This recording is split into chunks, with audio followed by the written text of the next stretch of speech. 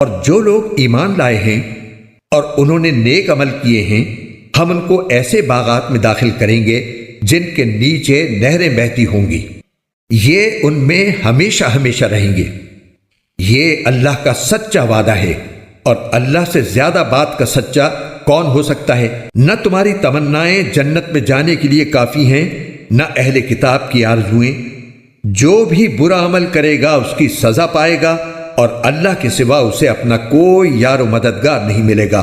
اور جو شخص نیک کام کرے گا، چاہے وہ مرد ہو یا عورت، بشرطے کہ مومن ہو، تو ایسے لوگ جنت میں داخل ہوں گے، اور کھجور کی گٹھلی کے شگاف برابر بھی ان پر ظلم نہیں ہوگا۔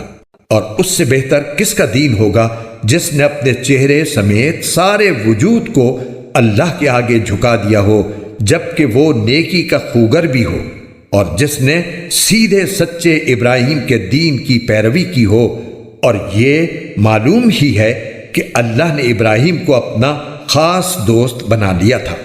اور آسمانوں اور زمین میں جو کچھ ہے اللہ ہی کا ہے، اور اللہ نے ہر چیز کو اپنی قدرت کے احاطے میں لیا ہوا ہے۔